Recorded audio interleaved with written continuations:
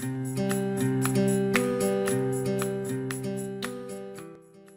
I was a really young adult, I set a goal of becoming the president or CEO of some significant sized organization by the time I was 30. And I achieved that goal. And then the first day in my brand new office at my brand new desk, when I should have been just feeling flush with accomplishment, the feeling of responsibility for that accomplishment hit me like a bus. And I felt not only responsible for the organization's health, but also for the 200 plus people who worked for me and the families that depended on them. So I began the process of figuring out what it takes to be responsible for a company. And over time, I've discovered three really important things. The thing I started with, the thing that got me to that 30-year-old goal, was the appreciation for the importance of expertise. We have to invest ourselves every single day in being an expert. And being an expert in running a business is different than being an expert in marketing or in selling or in being a doctor. Being an expert in business means that you have to have sufficient expertise in all of the areas that the business depends on to be successful. You don't have to be the biggest subject matter expert in those things. In fact, it's wise to bring people to work with you that are the biggest subject matter expert in each of those areas. But you have to have enough expertise in selling, in marketing, in product development or product acquisition or product manufacturing or finance and management and leadership, all of the moving parts that make a business work. You have to have enough expertise in each of those areas to be able to listen to and appreciate and support the true subject matter experts that you assemble to help you achieve your goals. So expertise is really important. There's also never a point at which you get to stop developing that expertise. There's no such thing as achieving all the expertise necessary to be the successful business person that you want to be, because the world keeps changing. And as we've seen in the last 25, 30 years, technology keeps changing. So what it takes to be successful keeps changing. And when I say it, I'm sure you're thinking, well, duh. But I keep encountering people running businesses who stopped developing. Maybe they stopped in 1982, or maybe they stopped in 1992, or maybe they only stopped in 2006. But business has changed so much, even since 2006, that these people are now operating at a disadvantage. And so are their businesses and the people that depend on them to keep that business going so that they can earn a livelihood. And their customers and their vendors, because all of these people are partners in your business. So there's never a point at which you get to stop developing expertise. The older we get and the tireder we get and the more we think I'd just kind of like to chill out a little bit, the easier it is to give up the knowledge development part of our work. So we show up every morning and we do the work that needs to be done that day. And the thing that gets sacrificed is the constant investment in new learning. In fact, I had a friend who told me, this is like 10 years ago now, I'm tired of learning new stuff. I just want a year when I don't have to learn a bunch of new stuff. But that's not a living goal. That's not something that people who are alive get to decide to do. So you have to keep learning, and you have to recognize that if you're going to sacrifice anything, because we are busy and we're raising kids and then we get a brief break and then we're taking care of parents and the business demands so much of us and blah, blah, blah, blah, blah. The thing you cannot sacrifice is the professional and personal development. That doesn't get to happen. So we need to have expertise, and then we need to keep developing that expertise because we realize that the world is going to change and we need to keep changing with it. And then at some point, that expertise actually gets in our way. It got in mine. I see a lot of other people for whom this is true, so I think it's something we have to watch out for.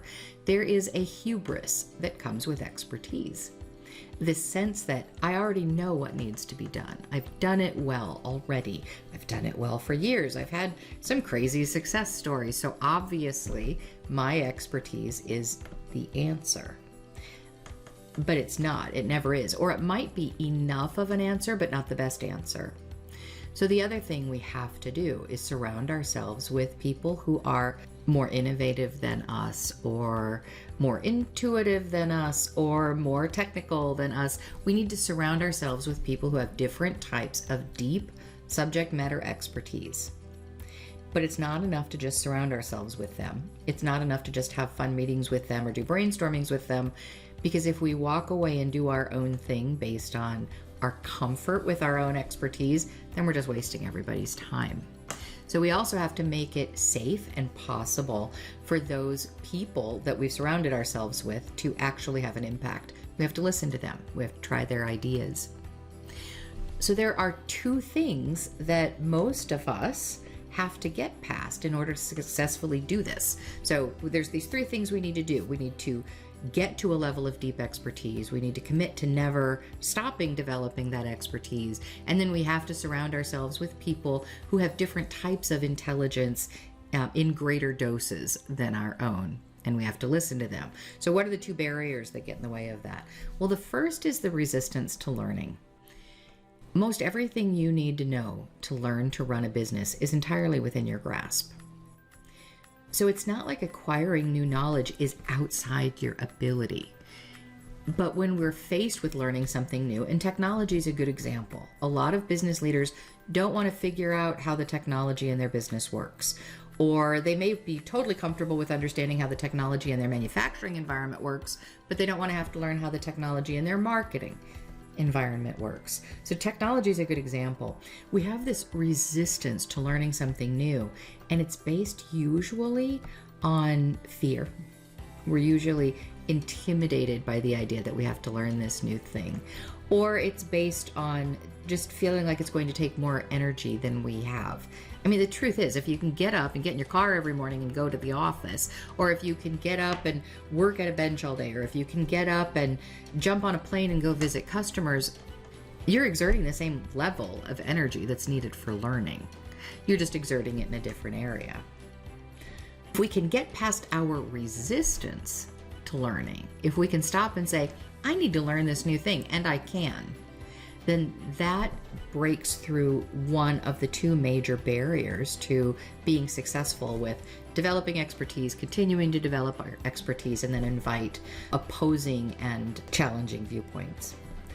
The second thing we have to do is resist our own tendency to feel threatened by somebody who knows more than us. I thought it would only be true for people in corporations where everybody's climbing up the ladder and everybody wants their manager's job and the manager wants the next manager's job. So there can be a real tendency to feel threatened by people coming along who know more than you do, or who are more organized than you are, or who are more charismatic than you. In the corporate world, we started talking 20 years ago about the fact that if you didn't prepare the person behind you to take your place, then you couldn't go anywhere either. That seems like it should have just been really rational, and I'm sure there were business leaders going back 200 years that understood that. But about 20 years ago, we really started trying to push it, because corporate politics being what they were, people were being held back instead of moved forward. So we were trying to introduce this idea of self-interest. If you don't prepare the people around you to replace you, then you can't go anywhere else either. And I thought that was going to be mostly just a corporate type of behavior, that the politics of corporations led to managers feeling threatened by strong people around them. But I found out that's not true. The more I work with independent business owners, the more I've discovered that's a human trait, not a corporate political trait. And I recognize it in myself. It's something that I've had to always work to make sure it didn't play an important role in my decision making. It's really important to challenge our own tendency to feel threatened by people presenting new ideas and challenging the ideas we have. And it's probably because ideas and expertise and our thought processes, they're very personal to us. So there's an underlying threat to having the things we're comfortable with get shaken up. But if we can do those two things, if we can resist the resistance to learning, no matter how old we are, And if we can resist the tendency to feel threatened by others that bring different types of intelligence to the experience, then we have a really good shot at running a successful business, no matter what size it is.